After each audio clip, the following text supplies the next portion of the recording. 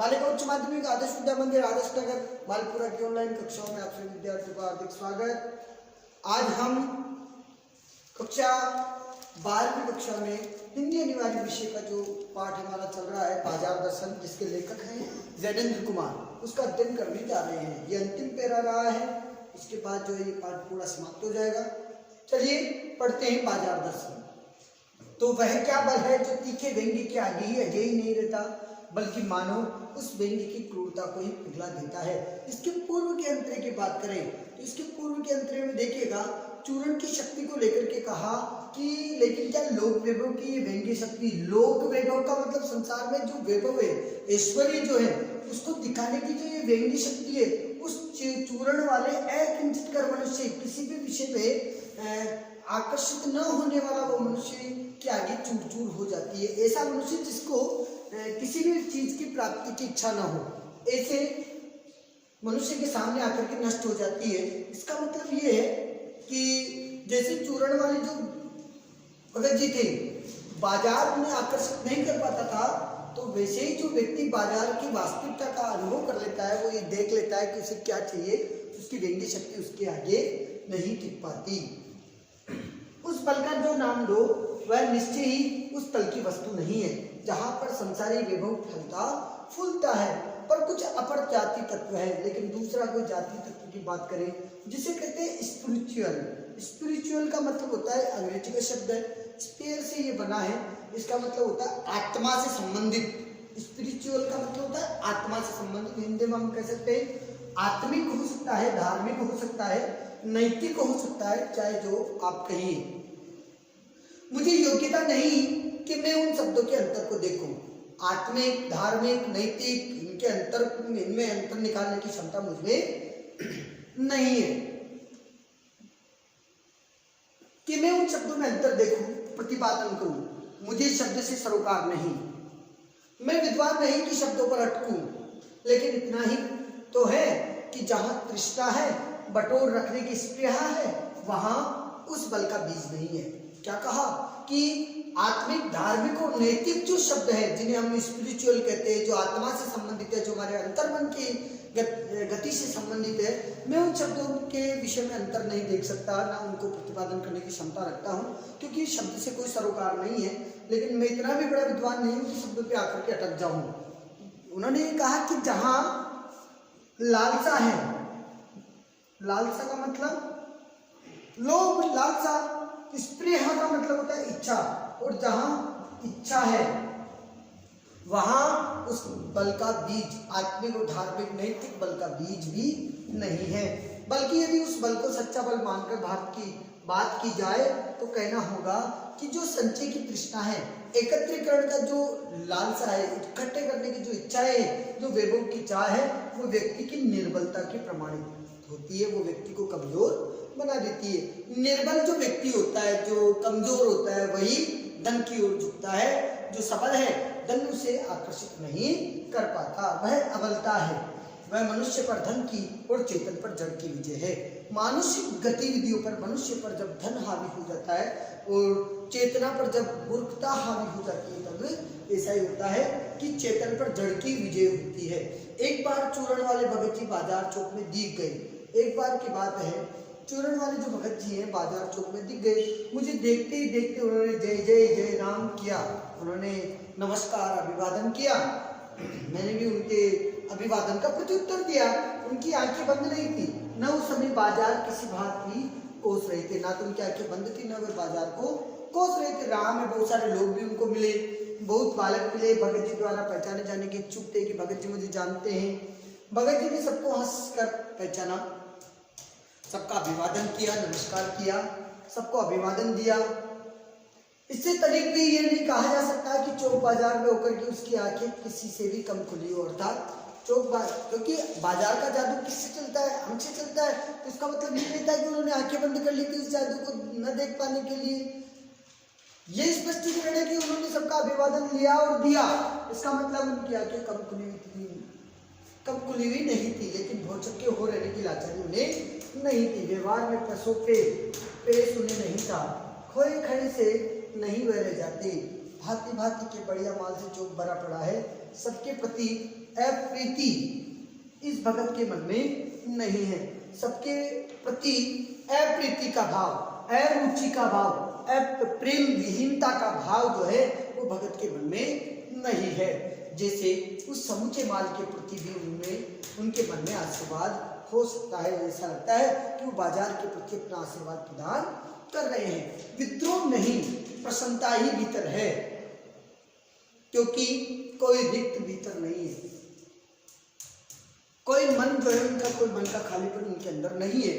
देखता हूं कि खुली आंख, तुष्ट और मग्न बच्चों बाजार में से चलते चले जाते हैं। राहों में बड़े बड़े फैंसी स्टोर आए और पर पड़े रह जाते हैं। कई भगत जी जो है नहीं रुकते हैं तो एक छोटी सी पंसारी की दुकान है, जहां उन्हें उपयोग का सामान वहां मिलता है।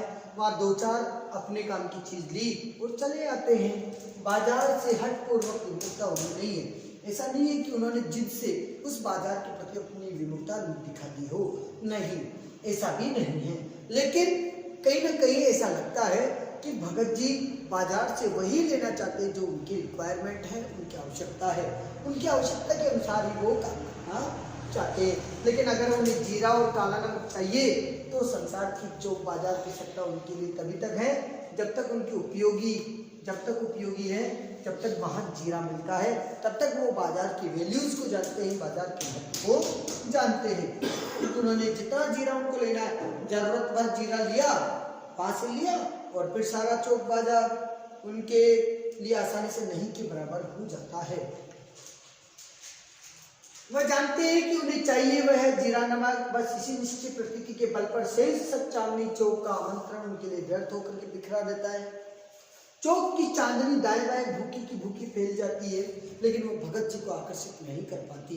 यहाँ है लक्ष्य का निर्धारण कि भगत जी का लक्ष्य डिसाइडेड है और उस डिसाइडेड लक्ष्य को लेने के लिए वो चले जाते हैं और उसी के अलावा उसको उन्हें कोई और चीज दिखाई नहीं देती, क्योंकि भगत जी को जीरा चाहिए और जीरा कोने वाले पंचर की दुकान भी मिल जाता है और तो और वहां से सहज भाव से ले लिया गया है। इसके आगे आसपास चांदनी बिछी रहती है तो बड़ी खुशी से बिछे रहे। भगत जी उस बेचारे का कल्याण ही चाहते हैं और फिर चाहे बाजार में कुछ भी मिले उनकी तरफ से उससे कोई मतलब नहीं है। यहाँ मुझे ज्ञात होता है कि बाजार को सार्थकता भी वही मनुष्य देता है कि देखिएगा कि बाजार है या बाजार अच्छा है या बुरा है। बाजार की सार्थकता किस पे डिपेंड करती है? बाजार की सार्थकता डिपेंड करती है मनुष्य पे। मनुष्य बाजार को बाजार रहने देता है। मनुष्य ही बाजार की सार्थकता का मुख्य केंद्र है, जो जानता है कि वह क्या चाहता है और जो नहीं जानता कि वे क्या चाहते हैं। अपनी परचेजिंग पावर के घरों में अपने पैसे से केवल एक विनाशक शक्ति, शैतानी शक्ति और व्यंग्य की शक्ति ही बाजार को देते हैं। वो कहते हैं कि परचेजिंग पावर के घरों में अपने पैसे से केवल एक विनाशक शक्ति जो है और एक शैतानी जो शक्ति है, वो व्यंग्य की शक्ति जो है वो बाजार को देते हैं। क्यों देते हैं? कौन लोग देते हैं? वो लोग जिन्हें ये पता नहीं है कि उन्हें लेना क्या है, लेने क्या गए हैं। दुकान पे गए, कौन सी दवाई लेनी थी, क्या लेकर के आ गए। तो वो जो चीजें वो कहीं ना कहीं व्यंग्य की शक्ति बढ़ाती है। न उस बाजार को सच्चा लाभ दे सकते हैं, न ये लोग बाजार का बाजारूपन बढ़ाते हैं और जिसका मतलब है कपट बढ़ाते हैं। कहा कि ये लोग बाजार को सच्चा लाभ नहीं देते, ये केवल उसके बाजारूपन को बढ़ा देते हैं। और बाजारूपन में क्या होता है? कपट बढ़ता है। ग्राहक जो है वो दुकानदार को ठगना चाहता है और दुकानदार ग्राहक को ठगना चाहता है। कि कपट की बढ़ती अर्थ परस्पर में सद्भाव की घटी। जब कपट बढ़ जाएगा तो आपसी सद्भाव घटने लगेगा। इस सद्भाव के हास पर आदमी आपस में भाई भाई और सुहृदय और पड़ोसी थे रह नहीं जाते। जब ये बाजारी भाव की बात आती है, व्यापारी बन जाता है व्यक्ति और मानवीय संविताएं जो है, मानवीय संबंध जो है वो भी उसमें कोई फर्क नहीं पड़ता। वो आदमी आपस में भाई भाई नहीं रहता है, वो अच्छा मित्र या अच्छे पड़ोसी नहीं रहते। वो केवल ये सोचता है कि ये कोरा ग्राहक है और मैं बेचक हूँ। वो बेच करके उससे कमाना चाहता है और ग्राहक समझ करके वो उससे ठगना चाहते हैं और आपस में वो केवल कोरे ग्राहक और कहीं ना कहीं बेचक की तरह व्यवहार दिखते हैं। कितना ही आत्मीय स्वजन होगा मेरा, कितने ही मेरे जो है, देखिएगा दो तरीके के लोग होते हैं संसार में, स्वजन और स्वजन। अंतर मैं बता देता हूँ, आप अपने आप में अपने विचारों में देख लीजिएगा कि आपके भाई और बांधव कौन है।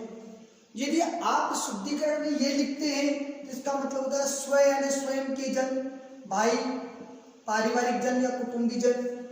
और यदि आप आत्मा के दृष्टिकोण से ये लिखते हैं तो इसका मतलब होता है स्व का मतलब होता है कुत्ता और जन का मतलब आदमी, कुत्ते जैसे आदमी।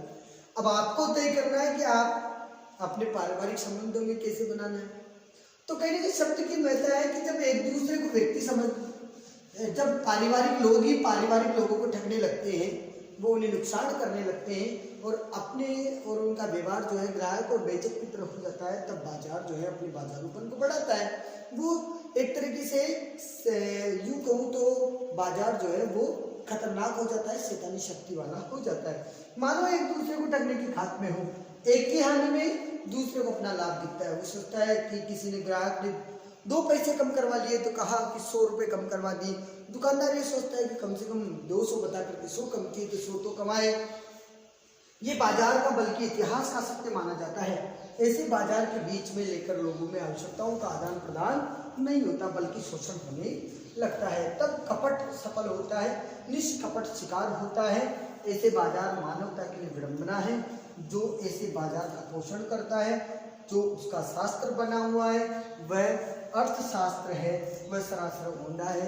ये जादुई शास्त्र है, या यूँ कहूँ कि ये अर्थशास्त्र हो ही नहीं सकता, ये इकोनॉमिकल शास्त्र हो ही नहीं सकता, ये अर्थ का उपार्जन करने का शास्त्र नहीं हो सकता। ये तो अन्याय को बढ़ाने वाला अनीति शास्त्र है। आज हमने बाजार दर्शन का ये पाठ पढ़ा। देखिएगा, शब्द लिखिएगा अस्वाप, सामान, परिमित, सीमित, महत्वहीन। अकिंचित कर का मतलब अर्थहीन, जिसके पास कोई भाव ना हो, ऐसा व्यक्ति जिसके पास कोई धन ना हो। पशुपेश, असमंजस, स्पृहा, इच्छा, भयंकर, अग्रिम और जरूरत, ये इनके शब्दकोश हैं। आप इस पाठ को पढ़िएगा। आपको यदि कहीं समझ में नहीं आता है, कोई दिक्कत आती है तो आप पूछ सकते हैं। ये आज हमने बाजार दर्शन का पाठ पढ़ा है। अगली वीडियो में हम अगला पाठ पढ़ेंगे। धन्यवाद।